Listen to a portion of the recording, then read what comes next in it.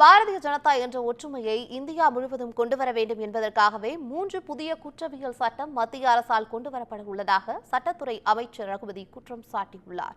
சென்னை தேனாம்பேட்டையில் செய்தியாளர்களை சந்தித்த அவர் இவ்வாறு கூறியுள்ளார்.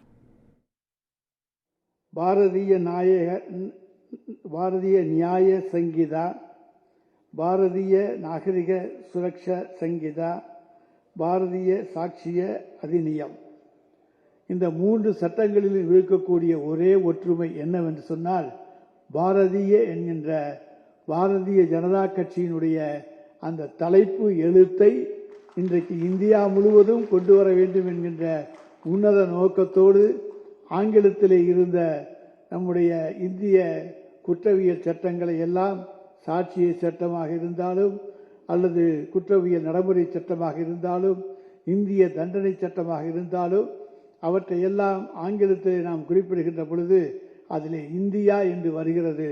இந்தியா என்று வந்துவிட்டாலே இந்தியா கூட்டணி அமைந்திருக்கிறது என்கின்ற காரணத்தாலே அந்த வயிற்றெரிச்சலிலே இந்தியாவை வெறுத்து தங்களுடைய கட்சியின் பெயரான பாரதிய ஜனதாவை முன்னிறுத்துகின்ற வகையிலே இன்றைக்கு பாரதிய என்கின்ற அந்த முன்னெடுத்துக்களோடு இந்த 3 சட்டங்களும் கொண்டு வரப்பட்டிருப்பதிலிருந்தே இதனுடைய உண்மையான நோக்கம் நமக்கு நன்றாக புரியும்.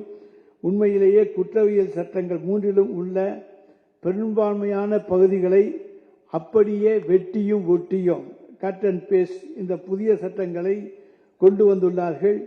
இந்திய தண்டனை சட்டத்தில் உள்ள 511 பிரிவுகளிலே 24 பிரிவுகள் மட்டுமே நீக்கப்பட்டு 23 பிரிவுகளை மட்டுமே புதிதாக சேர்த்திருக்கின்றார்கள்.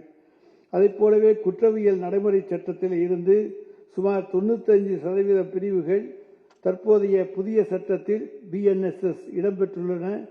வரிசையை மாற்றியுள்ளார்களே தவிர வார்த்தைகளை கூட பெரியதாக மாற்றவில்லை. அப்படியானால் ஏன் இந்த 3 குற்றவியல் சட்டங்களை நாடே எதிர்க்கிறது, நாமும் எதிர்க்கிறோம் என்கின்ற கேள்வி எல்லோருக்கும் எழுவது சரியான ஒன்றாக அமைந்திருக்கிறது.